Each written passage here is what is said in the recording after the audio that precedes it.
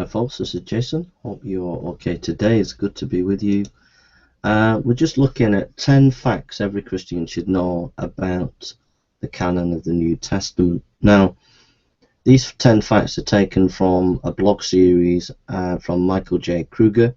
You can get the book Canon Revisited, which is the book of the blog series in book form. I'm just going to give you a little snippet of each of the facts, and you can get the full blog series at http Michael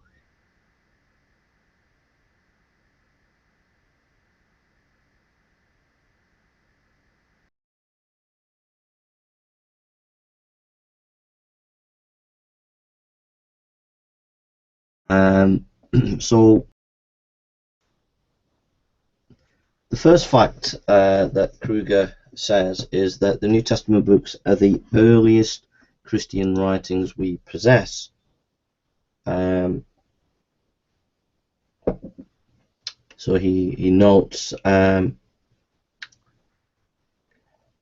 one of the most formidable challenges in any discussion about the New Testament canon is explaining what makes these 27 books unique, why these and not others. There are many answers to that question, but in this blog post we are focused on just one, the date of these books.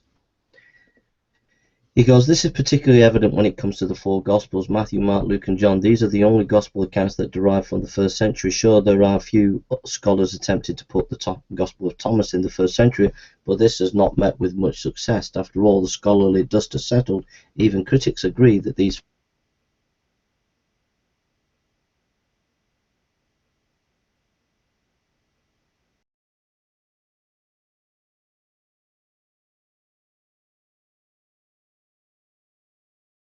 all the Apocrypha material is the second century. Okay, so that's fact number one that you need to remember.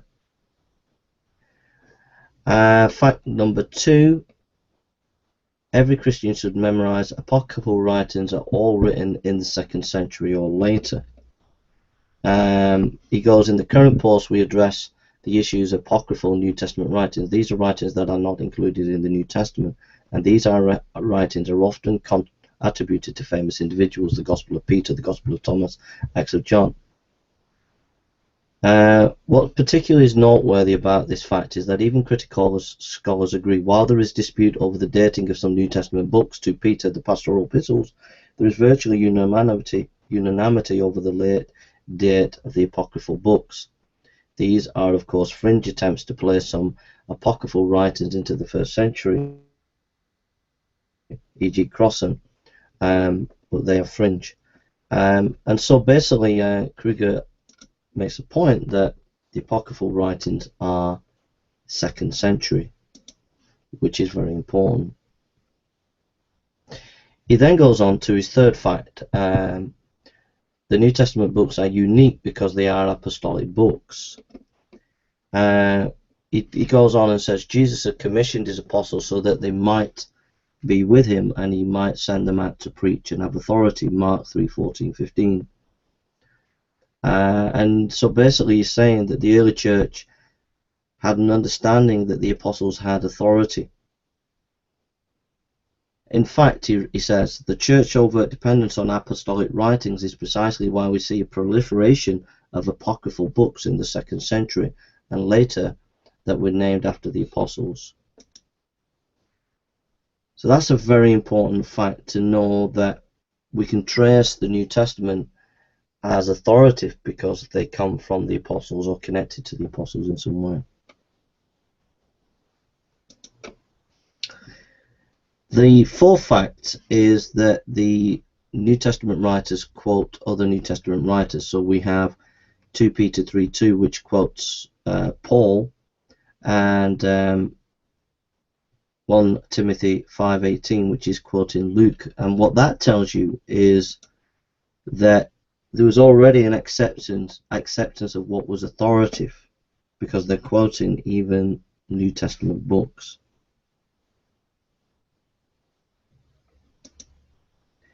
The fifth fact, which Kruger points out, is the four Gospels were well established. When it comes to the basic facts of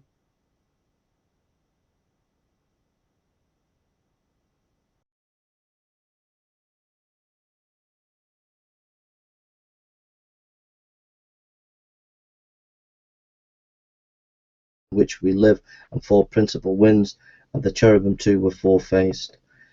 So even early on, there was a sense that the four Gospels were authoritative.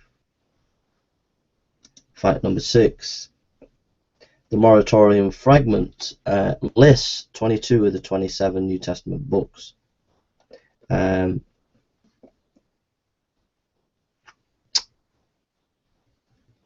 He writes, of course, it should be acknowledged that the Moratorium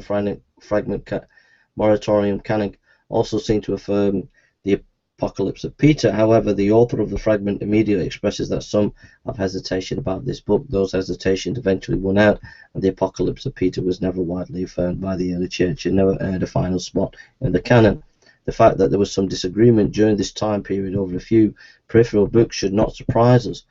It took some time for the issue of the canon to be settled. This occasional agreement, however, should not keep us from observing the larger and broader unity that early Christians shared regarding the core of the New Testament books. So the Moratorium fragment is basically saying very early on that out of the 27 books, 22 were firmly established and accepted. There was a few of the New Testament books that people were still discussing. But what that tells you is very early on there was a belief of the general core of the New Testament as accepted. The next fact is early Christians often used non-canonical writings, but what's often not stated by scholars, which needs to be told, is that there is definitely it's often used by modern scholars and people who are arguing against the New Testament that, look, the early church fathers quoted apocryphal books, so therefore they were not as clear about what the New Testament was. But J.A. Brooks, for instance, has observed that Clement cites the canonical books about 16 times more often than the apocryphal and patristic writings. When it comes to Gospels, the evidence is even better. Clement cites apocryphal Gospels only 16 times, where he cites just the Gospel of Matthew 757 times. In sum, Christians need to memorize the simple fact about the New Testament canon, says Kruger. Early Christians used many other books beside those that made it into our Bible, but this should not surprise us.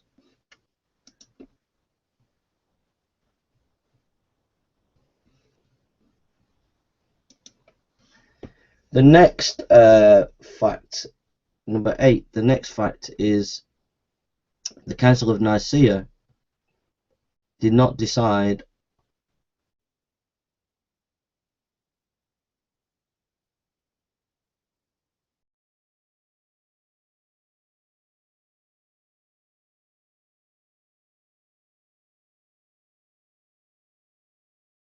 the canon. The follow-up question is usually which council did decide the canon, and this is a misunderstanding. No council decided the canon. The canon of Scripture, the New Testament, was generally something that was thrashed out over a long period of time, but there was a general acceptance of most of the books because the church was using these books, so there we are. Number 9.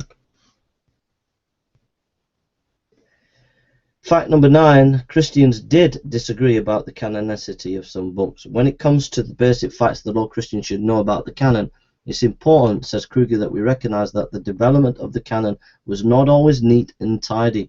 It was not a pristine, problem-free process where everyone agreed on every right from the outset. On the contrary, the history of the canon is, at points, quite tumultuous.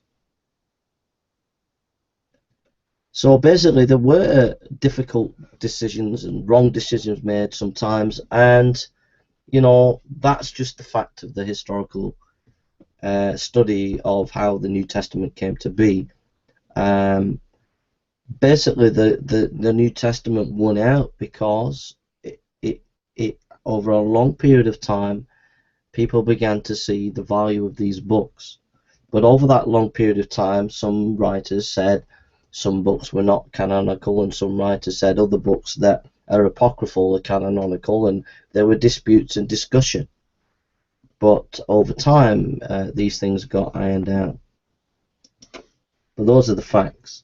Number 10. Early Christians believed that canonical books were self-authenticating. How do we know which books are from God and which are not? There are many answers to that question, he says. But it's interesting to note that the early church fathers, while agreeing that apostolicity and church reception are fundamentally important, also appeal to another factor that is often overlooked in modern studies, the appeal to the internal qualities of these books. In other words, they argue that these books bore certain attributes that distinguish them as being from God. They argue that they could hear the voice of their Lord in these particular books. In modern theological language, they believe that canonical books are self-authenticating. As said Jesus, "My sheep hear my voice, and I know them." Origen is quite clear that the divine qualities of books play a role in their authentication. He says, if anyone ponders over the prophetic sayings, it is certain that in the very act of reading and diligently studying them, his mind and feeling will be touched by a divine breath, and he will recognize the words he is reading are not utterances of man, but the language of God. So those are the 10 basic facts. What a wonderful, absolutely wonderful series there. I've just done little quotes, and you can listen to Kruger's lectures. Here's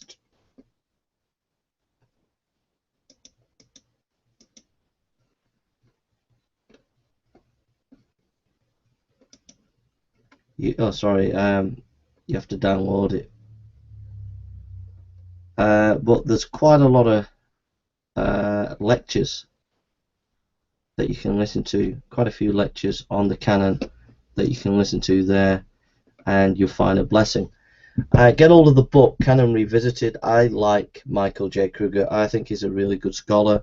I really enjoy listening to him.